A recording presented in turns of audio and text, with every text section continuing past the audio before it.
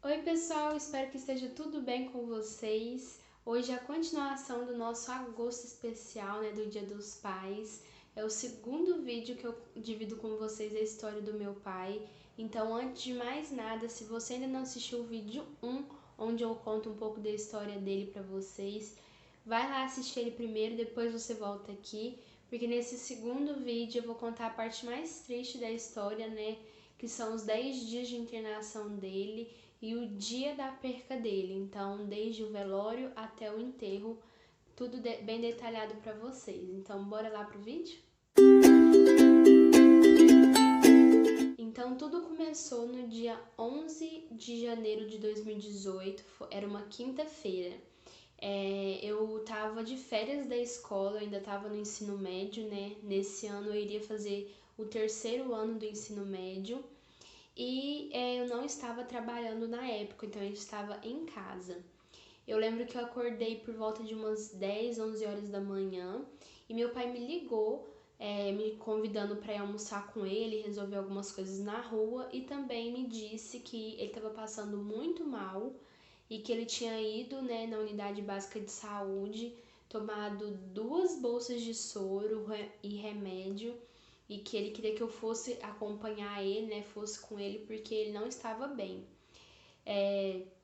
Eu achei estranho, assim, né, dele ter tomado 2 bolsas de soro, só que como eu disse, era muito recorrente, né, ele passar mal, né, ele estar nessas crises, só que a gente acaba ficando mais tranquilo porque ele já tinha ido, né, buscar ajuda, já tinha sido medicado, então pra mim tava tudo bem.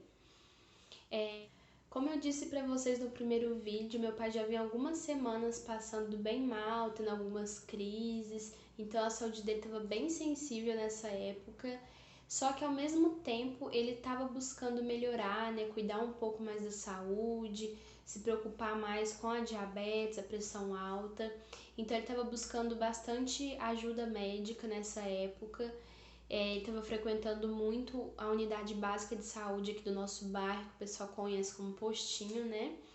Então, ele estava querendo buscar, né, essa mudança, só que isso tudo aconteceu no começo do ano, né? Foi em janeiro de 2018 e a gente recém tinha virado o ano, então a gente estava cheio de expectativas, de metas e planos para o ano novo e nunca passou pela nossa cabeça de que ele ia ter essa crise e entrar em colapso, vamos dizer assim, a saúde dele.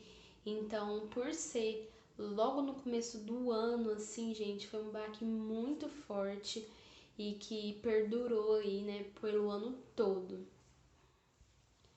Então, ele veio me buscar em casa e ele tinha uma listinha de alguns remédios que ele precisava comprar, né, que a médica tinha prescrito para ele.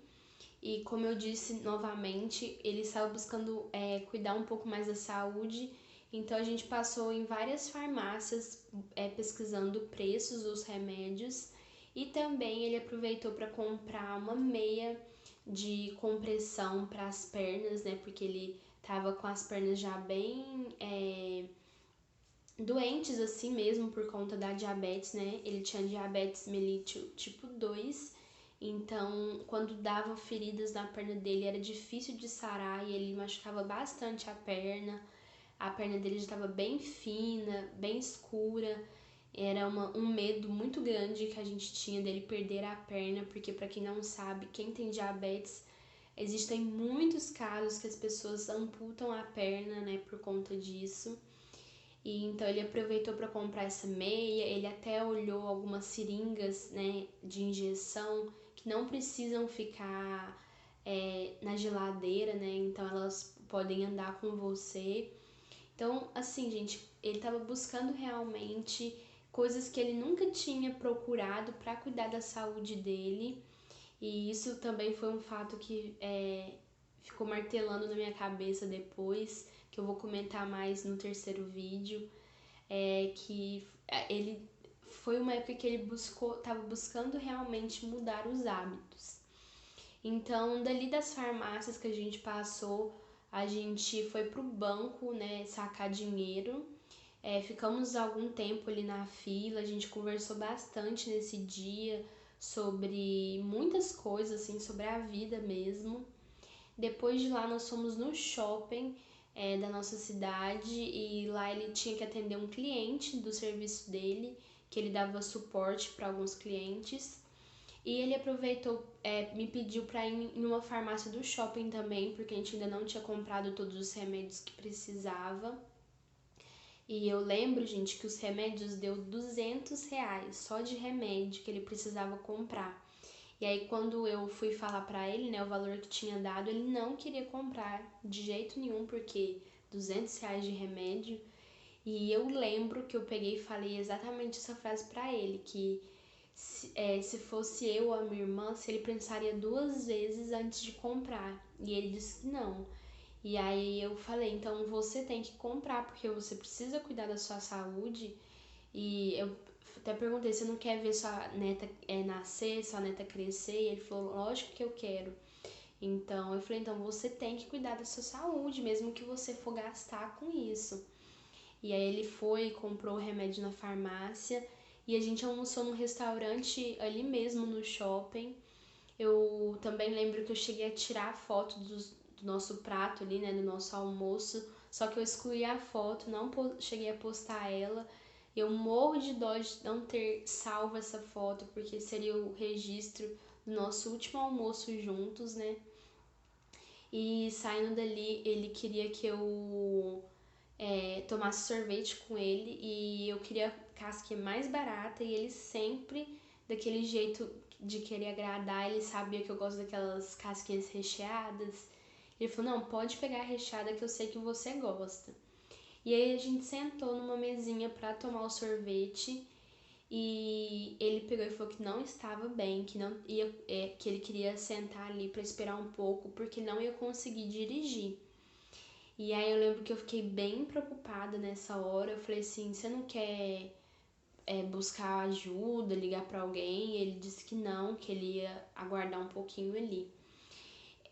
Esse passar mal dele, gente, ele não explicou a sensação que ele tinha.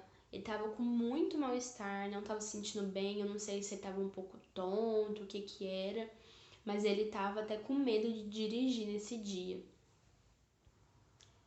Dali, a gente até chegou a ligar para minha mãe, perguntando se ela queria que a gente buscasse ela, porque já estava no final da tarde, né? A gente levou quase a tarde toda entre almoço e passar nesses lugares. Aí ela disse que não precisava e a gente passou em uma loja também para procurar essa seringa de insulina dele. E a loja, gente, era na porta do hospital. E se eu não me engano, eu até falei com ele, eu não lembro se eu cheguei a comentar com ele dele parar ali no hospital e ele não quis. Não lembro muito bem assim, mas eu lembro que a gente passou na porta do hospital e depois de lá nós fomos para um hortifruti, né? Essas lojas que vendem só fruta, salada, essas coisas, porque ele queria fazer uma salada de fruta. Aí a gente foi, comprou bastante fruta, que era uma coisa que ele gostava, né? A salada de fruta. E ele comprou um picolé, porque ele não tomou sorvete comigo no shopping, só eu que tomei a casquinha. E ele comprou um picolé quadrado, que eu não sei porquê, gente, mas eu lembro assim direitinho dele tomando picolé amarelo. Eu não sei se era de manga, o que era, maracujá. E aí nós fomos pra casa, ele tomando picolé. E assim que a gente chegou em casa, ele deitou no sofá. E ele ficou bem mal, assim, fechou os olhos ali, ficou meio que descansando. E eu fiquei cobrando ele dele levantar e tomar um banho. Eu falei, pai, já chega, já toma um banho, troca de roupa pra você ver se melhora. Só que ele ficou bastante tempo ali deitado no sofá, se sentindo mal. E eu fui fazer as coisas da salada de fruta. Aí eu lembro que eu peguei uma bacia, sentei com ele no sofá e ficou nós dois ali descascando as frutas e preparando, né, depois que ele melhorou um pouco. E enquanto eu terminava a salada de fruta, ele foi tomar o banho dele e eu já ajudei ele a colocar a meia de compressão no pé. Ele nunca tinha usado, todos esses anos que ele teve diabetes, os médicos sempre indicam, né, usar essa meia e ele nunca quis. E aí nesse dia ele usou. E aí eu terminei a salada, a gente sentou para comer junto.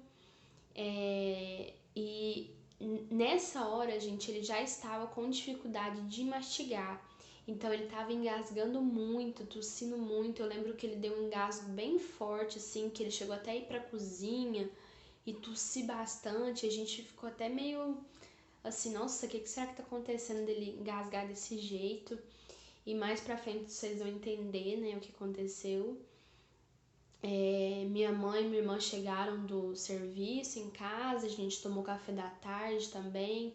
Eu lembro que ele pediu pra comer um pão com queijo. E aí tudo que ele quis, assim, eu fiz e dei na mão dele, depois eu peguei. Eu lembro que ele até elogiou nesse dia, falou assim, nossa, muito obrigado por estar cuidando de mim, por estar me dando as coisas na mão, esse jeitinho dele, assim, era muito fofo, assim, dele querer agradecer e dele se sentir feliz quando a gente cuidava dele, assim. E aí foi passando a noite, né, a gente terminou a noite ali com ele com bastante mal-estar ainda, e a minha mãe chegou em casa, né, depois desse tempo, assim, que a gente viu que ele não melhorou, e ela perguntou se ele não queria que levasse ele pro hospital, assim, gente, mais de uma vez. Ela, vamos pro hospital, você precisa olhar um médico. E ele não queria, não queria. E ele pegou e minha mãe quis ir deitar nele, disse assim que se ele precisasse, né, se ele se sentisse pior, ele chamava ela e ela levava ele. Então a minha mãe e minha irmã foram deitar e a gente foi para o nosso costume de sempre de assistir séries juntos, né? Eu e ele. Então a gente sentou no sofá e fomos assistir a série. Só, gente, que eu lembro que ele tava muito esquisito, muito. Ele tava sentado, ele não queria deitar e ele mexia no computador e do nada ele apagava, vamos dizer assim. Eu não sei se era de cansaço, se era sono, o que que era. Mas eu fiquei muito encucada porque ao mesmo tempo que ele tava acordado assim, olhando pra TV, eu olhava e ele tava de olho fechado assim. E ele não queria deitar.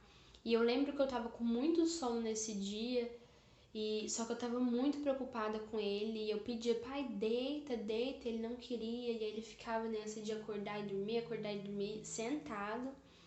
E eu lembro que eu coloquei um travesseiro nas costas dele pra ajudar no apoio, assim. E eu também comecei a cochilar. E eu não sei porquê, gente. Nessa hora me deu uma angústia muito grande de perder ele. Eu lembro que eu orei e pedi pra Deus que nada acontecesse durante a noite ali, durante aquele período, que a gente pudesse acordar no outro dia e tá tudo bem, como sempre acontecia, dele ter mal-estar e no outro dia acordar tudo bem e seguimos a vida.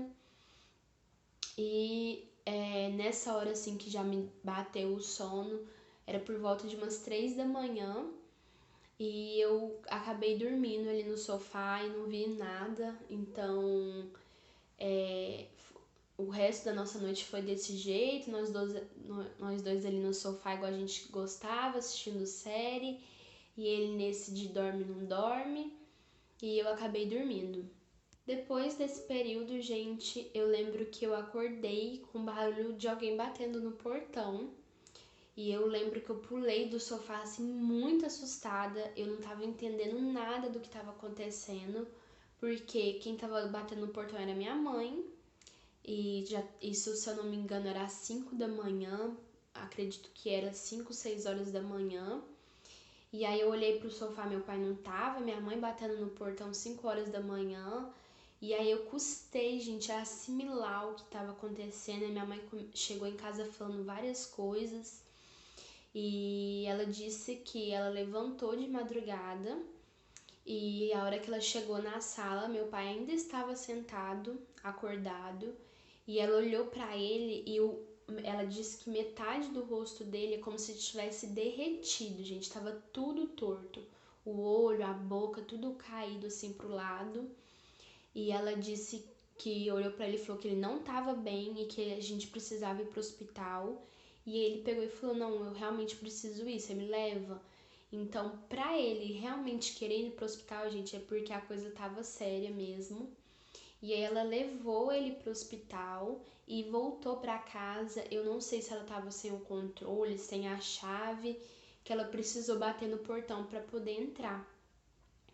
E todo esse processo dela levantar, deles conversarem, ele sair, eu não vi nada. Eu tava com muito sono e tava capotada no sofá e não vi. E aí acordei nessa hora que ela chegou em casa, né? Então foi muito difícil para eu conseguir assimilar assim o que tinha acontecido. E ela disse que chegou lá com ele e ele foi colocado na sala de urgência, que é como se fosse uma UTI, porque ela levou ele para um hospital de pronto atendimento, né? Não é hospital próprio, vamos dizer assim, de internação, pelo menos pro caso dele. Eu não sei explicar muito bem, gente, sobre essa questão do hospital em si, porque é aquele local assim onde a gente tá passando mal, a gente vai, toma um soro e vai embora, mas também tem alguns leitos de internação, mas são super poucos. Então ele foi colocado nessa sala de urgência e a gente, se eu não me engano, o horário de visita era às 8 horas. Quando a minha mãe chegou em casa, que ela foi explicar pra gente, eu já comecei a chorar muito. E eu falava assim pra ela que eu não queria que ele morresse, que ele não podia morrer, porque a gente teve um dia perfeito. E na minha cabeça, gente, a hora que ela falou que ele passou muito mal e que ele tava na sala de urgência, internado, logo veio na minha cabeça, assim, de que tinha um propósito do nosso dia anterior, assim. Porque eu acordei, a gente saiu, foi em vários lugares, a gente conversou muito nesse dia sobre a vida, almoçamos juntos, tomamos sorvetes, eu fiz tudo que podia por ele, assim, de querer agradar ele, então preparei a salada de fruta. Eu lembro que ele repetiu 3 vezes a salada de fruta, ele amou. Serviu o café da tarde, a gente teve nosso momento de assistir a série juntos. Então ficou na minha cabeça de que é como se fosse um filme, uma novela onde a pessoa tem um dia perfeito pra depois perder a pessoa. Então nesse primeiro dia de internação dele passou pela minha cabeça de perder ele. E eu lembro que minha irmã ficou brava na hora, porque ela ficou falando, não, tá doida que papai vai morrer, tá tudo bem, logo ele melhora, porque, gente, como eu disse várias vezes, já era um costume o meu pai sempre passar mal, mas depois ficar tudo bem.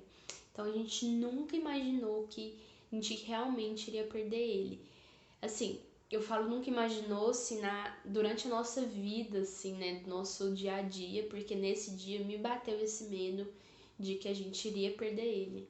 Bom, então a minha mãe tinha que ir trabalhar e eu decidi que ia descer com ela para que eu pudesse ir no hospital no horário de visita e poder entender um pouco o que estava acontecendo, ver o meu pai. Então a gente separou alguns pertences, uma troca de roupa, toalha, essas coisas de higiene, colocamos numa mochila e quando eu cheguei lá no hospital ainda não estava no horário de visita. Eles pediram para que eu voltasse depois e que eles iriam entregar para ele a mochila. E então eu desci, fiquei um pouco no serviço da minha mãe. Nisso a gente já informou alguns amigos. Eu não lembro se a gente chegou a falar com a família, eu acredito que com algumas pessoas. E ficamos bem tensas nessas primeiras horas, assim. E depois a minha mãe voltou comigo pro hospital para que a gente pudesse visitar ele. E eu lembro que como ele estava na sala de urgência, eles não estavam me permitindo entrar, porque na época eu era menor de idade, eu tinha 17 anos ainda. E aí eu insisti dizendo que eu queria entrar, que eu queria ver ele, e aí eles perguntei se não tinha alguma maneira. Eles disseram que eu podia ir na sala do conselho tutelar, conversar com a funcionária para ver o que eles poderiam fazer. Então eu fui até a sala da moça que trabalhava lá, conversei com ela, expliquei o que tinha acontecido e ela disse que eu poderia entrar, só que com ela. Então ela sempre tinha que estar me acompanhando quando eu fosse fazer a visita. O que era muito ruim, gente, foi super chato, porque a gente fica sem jeito quando alguém tá do seu lado ali meio que te vigiando. E eram visitas bem rápidas, assim, menos de 5 minutos. Mas eu não me importei, então eu fui com ela mesma. E todos os dias, gente, durante o período que ele ficou nesse hospital, eu tinha que ir na sala dela, conversar, porque às vezes mudava a funcionária. E eu tinha que explicar todo o caso de novo, porque eram muitas pessoas, então eu não lembrava de mim mesma.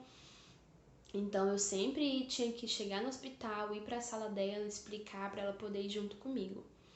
E aí nesse dia minha mãe foi primeiro conversar com meu pai, ver ele, e ela disse que ele olhou para ela e pediu desculpa, pediu perdão para ela, e ela disse que ele não tinha que pedir desculpa por nada, só que ela sentiu que esse pedido de desculpa dele é como se ele tivesse consciência, assim, de que alguma coisa estava muito séria ali.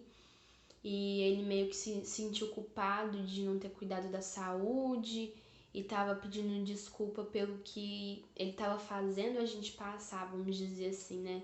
De que a minha mãe ia ter que cuidar de nós duas, alguma coisa assim. Então, eu acho que esse primeiro dia assim criou um choque de realidade assim para todos nós. E aí eu pude entrar depois da minha mãe e era uma sala assim com várias macas bem pequenas e eram várias pessoas. E aí eu já, assim, ele tava na direção da porta e ele foi de pijama mesmo pro hospital, né? Tava de madrugada, ele foi do jeito que tava. Ele tava deitado e realmente, gente, o rosto dele como se tivesse derretido mesmo, tipo, tava tudo pro lado, assim, ele tava deitado, então chegava, assim, até fazer um volume, assim, no colchão. Tava bem debilitado, com a cara bem ruinzinha mesmo.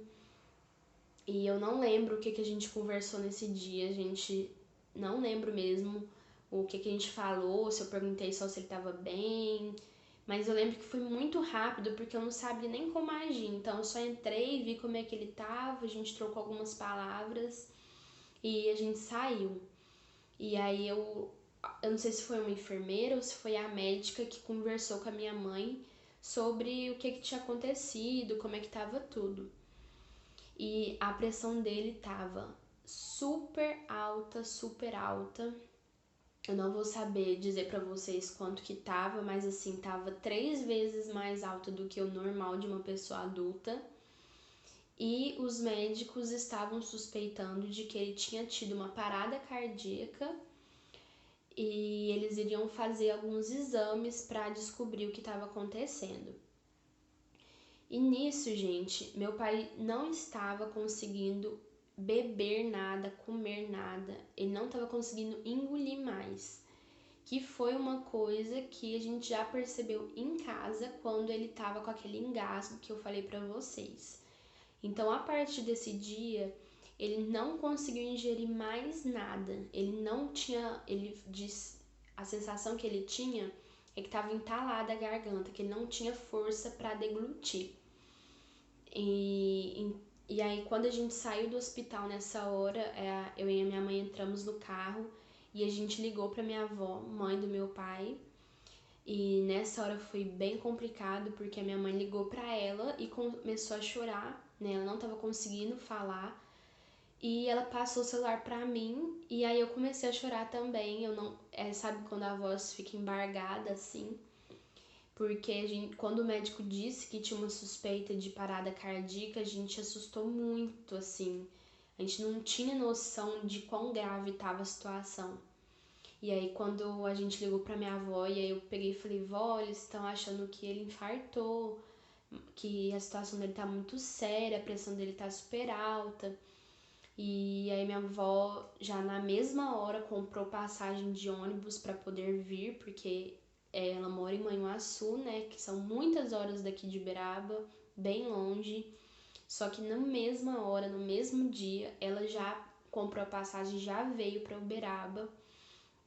Mas eu lembro que nessa hora assim foi bem difícil assim, o medo que bateu na gente. e essa insegurança de não saber o que iria acontecer a partir dali. A partir desse momento, então, a gente já começou a comunicar os amigos e família para que a gente pudesse mover assim, né, as pessoas para em oração mesmo por ele. Então a gente, isso é uma coisa bem bonita que eu acho assim da igreja, do cristianismo, assim, de como que a gente se une nesses momentos e clama ao Senhor mesmo para que Ele possa estar intercedendo ali por nós e cuidando de nós. E meu pai, nesse hospital, né, nessa sala de urgência, ele ficou por 3 dias. Então, na sexta-feira que ele internou, né, porque ele chegou lá de madrugada, né, quase de manhã já, na sexta-feira, e ele mudou de hospital no domingo. E nesses 3 dias a gente ia visitar ele 2 vezes ao dia, se eu não me engano. Era uma vez de manhã e uma vez à noite. E durante esses 3 dias ele não conseguiu ingerir nada e a gente continuava tentando fazer ele comer ou beber alguma coisa. E isso, gente, era até uma orientação da enfermeira que estava cuidando ali daquele leito de urgência. Ela falava que era pra gente levar alguma coisa pra ele tentar comer. Ela falava, vocês tentem fazer ele comer, traz alguma coisa que ele goste e não sei o que. Então a gente levou água de coco pra ele, a gente levou salada de fruta, a gente levou várias coisas, a gente levou um caldo também. E eu lembro que eu tentei dar na boca dele e ele colocava na boca e depois ele cuspia, ele não conseguia ingerir. E mais pra frente também, aos poucos eu vou explicando, gente, porque eu quero contar pra vocês da perspectiva que a gente viveu cada dia. Então, nesse dia, ele tentava comer, a enfermeira orientava a gente tentar fazer ele comer e beber, e ele não conseguia, e a gente só foi entender o porquê mais pra frente. E durante também a internação, ela falava que ele ia no bebedouro tentar beber água. E na sexta-feira que ele internou, né, a gente ligou pra minha avó e no sábado ela já estava aqui em Uberaba pra visita da manhã. E minha mãe falou que tinha ligado pra ela que ela estava vindo. E meu pai falou que não precisava ter preocupado ela, que ela não precisava vir pra Uberaba e tudo. Ele não queria incomodar ela, né, preocupar ela. Só que quando ela veio, né, no sábado, quando ela já tava aqui, ele ficou super feliz de ver ela. Eu acho que ele ficou em paz, assim, de ter ela por perto. Foi muito especial pra ele. E durante os 3 dias, gente, o que foi muito doido pra gente é que a cada visita que a gente ia, parecia que ele estava melhor, que ele estava bem. Então, nesse primeiro dia, né, nessa internação da manhã de sexta, ele estava bem mal. A gente levou muito susto pelo jeito que ele estava, pelo médico ter falado que ele tinha suspeita de infarto. Mas nas outras visitas, ele estava muito bem. Então, ele já estava sentado, ele já estava conversando, ele já estava com a aparência melhor, o rosto já tinha melhorado. A enfermeira disse que ele às vezes andava, ia no corredor tentar beber água. Então, para nós, era só uma internação de alguns dias e já ele já melhorava e já ia sair dali. Mal sabia a gente todo o percurso, tudo que ia acontecer, né? Então, nos outros dias, né, se eu não me engano, no sábado já, o médico descartou a possibilidade de infarto, né? Eles fizeram o exame e não detectaram infarto. Só que eles disseram que os rins dele estavam muito mal, estavam super debilitados, que a situação estava muito séria quanto aos rins. E por conta da pressão muito alta dele, por conta dos rins e dessa suspeita assim, de que tinha acontecido alguma coisa mais séria com ele, eles estavam tentando fazer o encaminhamento dele para outro hospital, né, que tem os hospitais de porte maior assim aqui na cidade. Então ele estava para ser transferido ou para o hospital escola, que hoje é considerado um dos melhores hospitais aqui de Uberaba, que é um hospital bem grande e que tem universitários, né? Por isso que chama hospital escola, porque é onde os alunos estudam lá, os alunos da Federal. Ou ele iria para o hospital regional, que era um hospital novo aqui de Uberaba. A gente mal sabia assim que ele estava funcionando já. É um hospital considerado um pouco grande, assim, até a estrutura dele, bem nova, e recém tinha aberto, recém inaugurado, e ele ficou para ir para alguns desses hospitais. E ele só conseguiu ser transferido no domingo, então ele ficou nesses 3 dias. Eu não vou dizer sem suporte, gente, mas porque eles fizeram alguns exames e de alguma forma eles estavam cuidando dele, mas ele só ficou ali no aguardo, vamos dizer assim, da transferência. Então, nesses 3 dias ele só ficava lá, a gente ia visitar ele bem rápido, se eu não me engano era 10, 15 minutos que aí a gente passava dentro do quarto. Durante esses 3 dias, eu fazia meio que um boletim, vamos dizer assim, e mandava no grupo dos nossos amigos, o grupo da igreja, dizendo, assim, atualizando a situação dele. Então, toda vez que eu ia fazer a visita, depois eu mandava mensagem pro pessoal, falava, olha, tem suspeita de infarto, depois descartamos a suspeita, ele tá assim, ele tá assado, tá melhorando e tal. Então eu sempre gostava de manter todo mundo bem informado, as pessoas também sempre me chamavam perguntando como que ele estava. Então a gente se sentiu bem amparado, assim, com essa questão dos amigos, assim, foi muito importante ter essa comunicação com eles, essa preocupação deles, e as orações também foram muito importantes.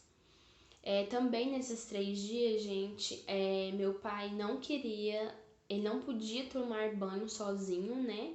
Só que ele não queria que alguém fizesse, né? Algum enfermeiro, alguém fizesse isso, cuidasse dele, vamos dizer, né? Desse o banho e tudo mais. Então a minha mãe pediu autorização para que ela pudesse dar o banho nele. E eles deixaram, porque eles viram que realmente meu pai era bem teimoso e ele não ia deixar darem banho nele. Então a minha mãe ia, levava um pijama novinho, escova de dente, essas coisas, entrava com ele no banheiro, dava o banho nele. Então todos os dias ela deixava ele bem limpinho, arrumadinho, que isso faz uma diferença enorme, né? Principalmente para quem tá em hospital, internado. E a gente acha isso muito lindo, assim, que a gente fala que esses 10 dias de internação dele foi um tratar, assim, em todo mundo. Tanto ele com a mãe dele, ele com a minha mãe, nós, né, eu e minha irmã com ele.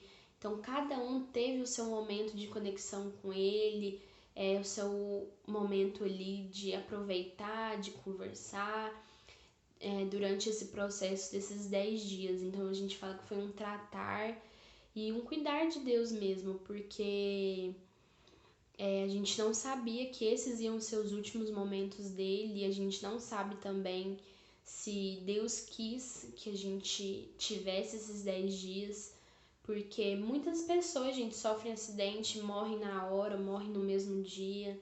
Às vezes o que aconteceu com ele poderia ter acabado com a vida dele na sexta-feira mesmo, na quinta-feira, e não, levou 10 dias e a gente vê propósito nisso. A gente entende que esses 10 dias foi para nos preparar, para que a gente pudesse ter esse momento com ele, para que todos nós pudéssemos ser tratados de alguma forma.